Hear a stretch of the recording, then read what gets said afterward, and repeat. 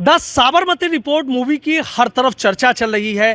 क्या इस मूवी में ऐसा खास है, क्यों ये लोग मूवी देखने जा रहे हैं? और आज बीजेपी के राष्ट्रीय उपाध्यक्ष और राज्यसभा सांसद डॉक्टर लक्ष्मीकांत वाजपेयी भी द साबरमती रिपोर्ट देख कर आए हैं। अपने तमाम कार्यकर्ताओं के साथ, अपने समर्थकों के साथ यहाँ पर पहुंचे हैं। उन्हीं से बात कर लेता हूँ। डॉक्टर साहब, आपने भी देखी द साबरमती रिपोर्ट, कैसी मूवी है?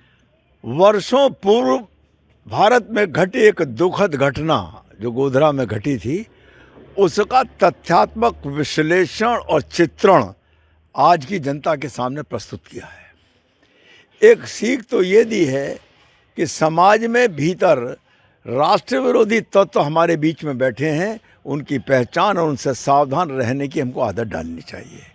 दूसरी बात ये इसमें यह आया है कि मानवीय दृष्टि से घटी हुई दुखद घटनाओं का राजनीतिकरण नहीं करना चाहिए। जैसा कि उस पिक्चर में दिखाया है कि एक ईबीटी नाम का चैनल दिखाया गया है, उसने तत्कालीन कांग्रेस सरकार जो दिल्ली में बैठी थी उसके इशारे पर उसने उसको तथ्यों को छिपाने का काम किया था, और उसी चैनल के एक व्यक्ति ने तथ्यों को उजागर करने का काम किया था। और जब उसने तथ्यों को उजागर किया था तो उसको कैमरा चोरी के आरोप में जेल भेजने का काम किया गया था। जमानत हुई थी उसकी, और बाद में उसकी लगन ने और उसके साथ के जुड़े हुए कुछ लोगों ने जो दिखाया गया है कि उस तथ्य को सामने लाए, न्यायालय के सामने लाए। न्यायालय तक भी लोग इस चित्रण करने में इसके विरोध में दिख रहे थे।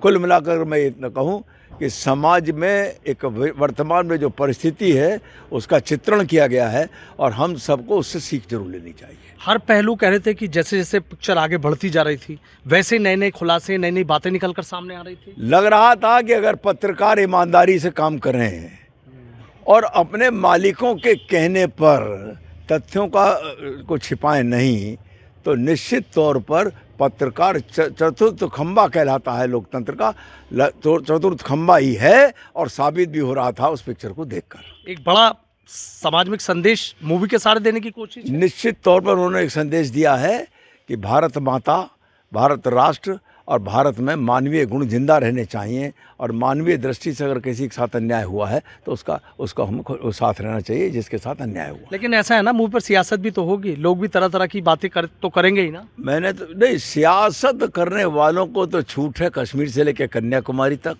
भारत का संविधान इसकी छूट देता है, लेकिन वो इतनी अपेक्षा जरूर रखता है कि हम सियासत करने में भी ईमानदार हों, अपनी पार्टी के, अपने संगठन के नीति रीति के हिसाब से रहे। और शायद कोई पार्टी या कोई संगठन के रीति नीति कॉम्युनल नहीं है, किसी पार्टी की रीति नीति समाज विरोधी नहीं है, लेकिन उसको डाइवर्ट करने का काम उसके कार्यकर्ता करते हैं, उस संगठन के पदाधिकारी करते हैं।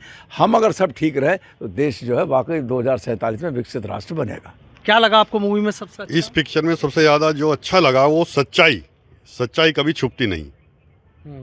आपको क्या लगा सर? समाज की आस्तीनों में छुपे हुए सांपों को उजागर किया, और भारत के हर धर्म में, मजहब में देशभक्त हैं, ये भी एक मैसेज दिया गया है। तो देशभक्ति की भावना भारत के निवासियों में कूट कूट कर भरी है, और अनंतोगत्वा जीत सत्य की होती है, और पत्रकारिता का बीच में अहम रोल दिखाया गया है। ये समाज के लिए बहुत बड़ा संदेश है। बहुत बड़ा संदेश। सर, आपको क्या एक मैसेज लगा इसमें?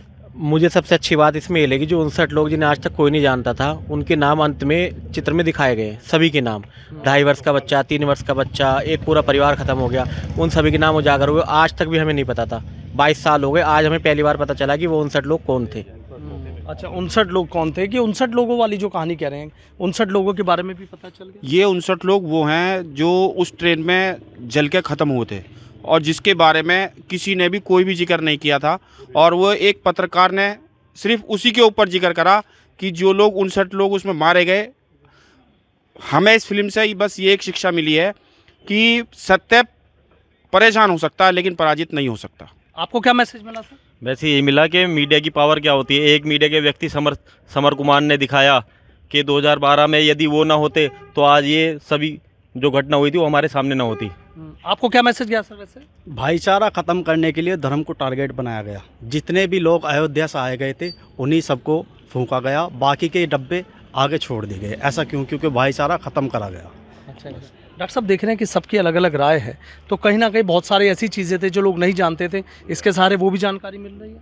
एक तथ्य तो मुझे भी पहली बार जानकारी में आया कि जिन 2 कोच में आग लगी थी उनको छोड़कर शेष कोचों को तत्काल ट्रेन को रवाना कर दिया गया अहमदाबाद के लिए। आखिर ऐसा क्यों? डिटैच करके अलग खड़ा कर देते, लेकिन उसको तत्काल अहमदाबाद के लिए रवाना करना तत्कालीन रेल मंत्रालय और तत्कालीन भारत सरकार का इसमें षड्यंत्र साबित होता है।